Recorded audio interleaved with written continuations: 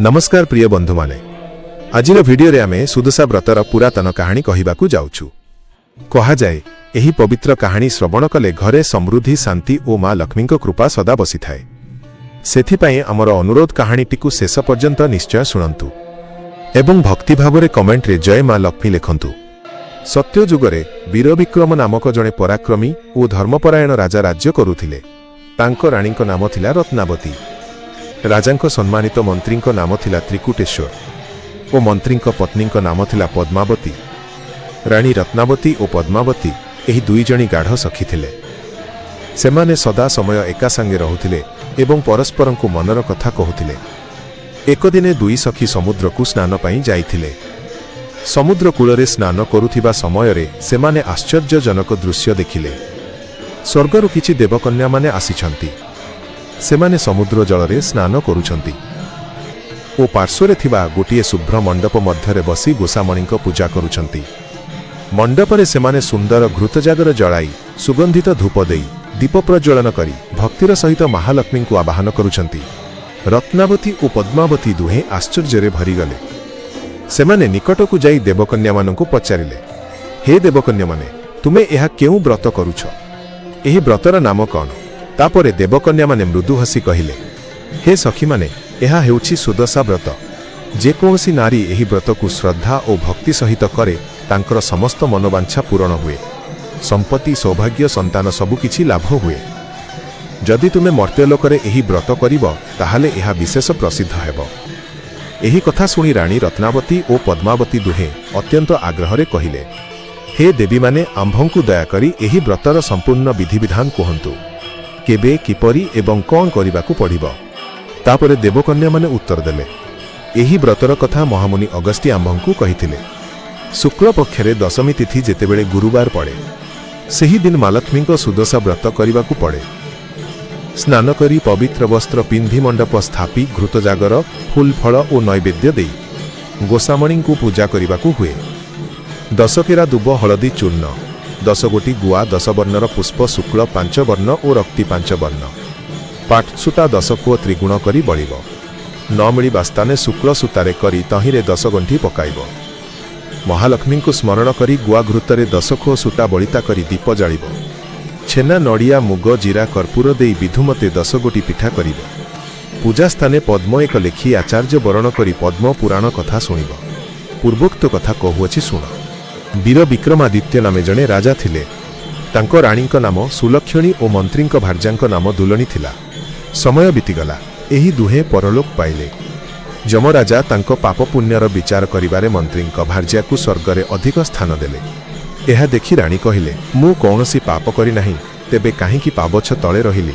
तापरे यमराजा कहिले, तुमे केबे लक्ष्मी व्रत करि नथिले, किंतु दुलनी सेही व्रत करिथिला, जाहार फलरे से स्वर्ग को पहुंचिला। तू एही व्रत कले स्वर्ग को जीवु। राणी सेथिरे सम्मति देला परे यमराज पुणी थरे दुहिंकु मर्त्यलोकरे जन्म देले। राणी मंत्रींको घरे और मंत्री पत्नी राजांको घरे पुनर्जन्म नेले।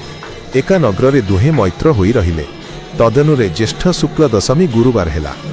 मंत्रींको भार्या राणींकु कहिले, आजि सुदशा व्रत हेउछि। राणी एकथा राजांकु कहिले। राजा सुनी नगररे झुटी दियाई दिव्य चांदुआ टाणिले। राणी सुदशा व्रत करुछंती। शुक्ल पाटरे व्रत करी महालक्ष्मी नाम धरी गंठी पकाइबे। ए रूपे 10 गंठी। प्रथमे महालक्ष्मी, द्वितीय कमला, तृतीय पद्मा, चतुर्थे हरिप्रिया, पंचमे दारिद्र्य रंजनी, षष्ठे कौमोदकी, सप्तमे गजवाहिनी, अष्टमे चंचला, नवमे जानकी, दशमे रुक्मिणी। एहांक नाम धरी 10 गंठी पकाइब। ब्राह्मण वर्ण करी कथा शुणिब। व्रत हस्तरे बांधी प्रसाद सेवन करिब। किछि दिन अंते मंत्री भार्जांक व्रत हजिला। व्रत न पाई 3 दिन उपवास रहिबारु तांको देह क्षीण हेला। मंत्री राजांकु कहिले, हे राजन, मोर पत्नी मरुअछि। राजा कहिले, काहींकी? मंत्री कहिले, तांको सुदशा व्रत हजिबारु न खाई क्षीण हेले। केउठारु पुरुणा व्रत गोटिए पाइले से अन्न खाइब। राजा कहिले, से व्रत किए करिछंती कुह, मु आनी तुम्भंकु देइदेबी। मंत्री कहिले, आपणक राणींकर अछि। राजा राणींको पाखकु जाई ए समस्त विषय कही राणींकु एक पुरुणा व्रत मागिले। राणी कहिले, मु कदापि तांकु व्रत देबी नाही। राजा बहुत बुझाइले सुधा राणी व्रत देले नाही। से कहिले, मु व्रत देले मोर सकल संपत्ति जाक तांकर होइब। राजा कहिले सकल संपत्ति पछे मंत्रींकर हेउ किंतु व्रत एबे दियो। रानी व्रत न देबारु राजा बलत्तारे तांक हस्तरु छड़ाई नहीं मंत्री को देले। मंत्री व्रत नहीं तांक पत्नी को देले। से स्नान करी शुक्ल पाट पिंधि उपराण देई महालक्ष्मी को स्मरण करी व्रत हस्तरे बांधिले। तापरे से अन्न भोजन कले। अल्प दिन अंते राजांकर समस्त संपत्ति च्युत हैला। पात्र अमात्य माने भंडार जूर कले। राजा को धन मागंती, तुम्भे धन नदेले राज्य छाड़ आंभे अन्य राजा कराइबु। राजा एकथा रानी को कहिबारु रानी कहिले, हे स्वामी मोते छाड़ी जीव नाही। मु तुम्भ संगरे थिले सकल दुख सुख मेंटाइब। केते दिन परे राजा नगरु बाहर होइले।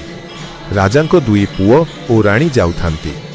पुत्रं को बहुत कष्ट हेबारु महालक्ष्मी मायाकरी राजाराणी पाखरु घेनी जाई साधव घरे रखी अंतर्धान हेले। एने राजाराणी अरण्य को गले, किछि खाइबाकू मिलिला नाही। फलमान सबु अदृश्य हैला। क्षुधारे गोटिए पुष्करिणी कूले प्रवेश हेले। रानी कहिले, मु मळुख तंडुळ माने आनी अछि। राजा कहिले, मते बहुत भोक हेलाणी, मुठाए रंधन करिदियो। राजा पुष्करिणी को गले, देखिले महालक्ष्मी मायारे दुईटी मला माछ पड़िछि। से माछ दुईटी को आनी रानी को देई कहिले, ए माछ को पोड़ी देव। रानी विचार कले, राजांक स्कंधरु लक्ष्मी छाड़ी जिबारु एमंत होई। रानी अग्नि रे माछ पकांते से माछ लक्ष्मी मायारे अग्निरु जाई पानी रे पड़िले। रानी यह देखि विस्मय हेले, एकी विपरीत। राजा स्नान सारी आसिबारु रानी कहिले, माछ पड़िला बेले से माछ पानी को देई पड़िले। राजा कहिले, मला माछ केमंते जीवन पाइला? यह विपरीत अटे। तुम्भे मोठारे मायाकळ। यह बोली अन्नभुंजी बनरे जाउथांती। जाउ जाउ कमलिनी देश पड़िला। सेठारे गोटिए शाल वृक्ष देखि राजा रानी वृक्ष तले रहिले। रानी महालक्ष्मी को चिंता करी स्तुति कले। सही स्तुति रे महालक्ष्मी संतुष्ट होई तांक पछरे अदृश्य रे रहिले। ताहु कमलिनी नगर रे प्रवेश हेले। से नगरे साधव रत्नाकर और लक्ष्मीधर तांक मंडपरे बसिथांती। राजा सेही मंडप को गले। रानी अन्य बाटे पुष्करिणी कूलरे प्रवेश कले। रानी सर्वशून्य देखि क्रोध कले। से दिन शनिवार सप्तमी। साधव भार्या सात बहु नाती नातुणी घेणी पुष्करिणी रे स्नान करुछंती।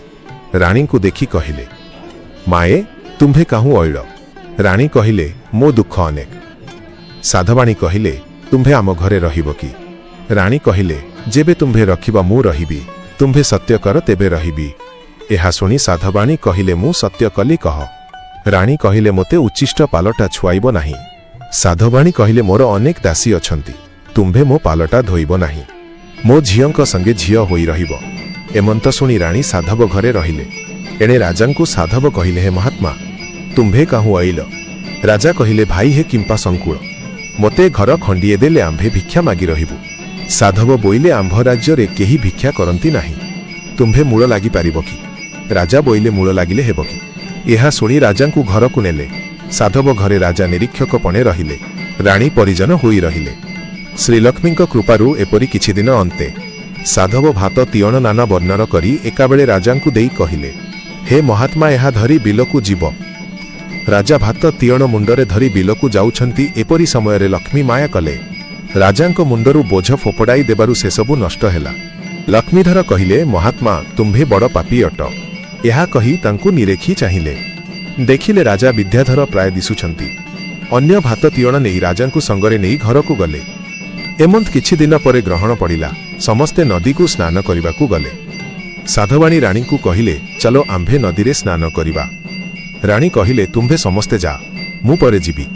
साधवाणी झियो ओ बहु गंता घरु अलंकार फरुआ आनी रानी को देई गले। रानी बसी अंटारु खड़ी काढ़ी पितुळा लेखिले।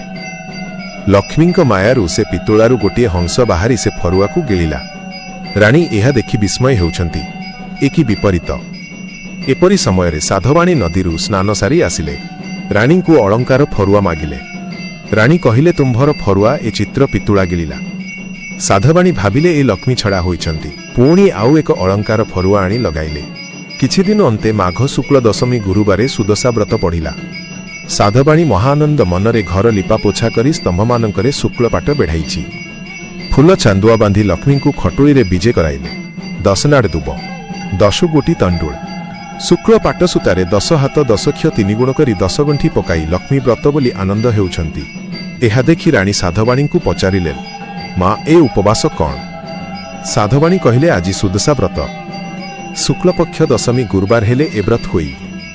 राणी पचारिले ए व्रत काहींकी करंती। साधवाणी कहिले ए व्रत कले मनवांछा सिद्धि हुए। तुम्भे आम घरे एही व्रत कर राणी स्वीकार करी व्रत पाळिले। तापरे साधवाणी खटुली रे महालक्ष्मी को शुक्लपाटे पहुड़ी नेतर मुचुली देई विजे कराइले। ब्राह्मण बरण करी आनी सुदशा व्रत कथा शुणी हुड़हुड़ी देले।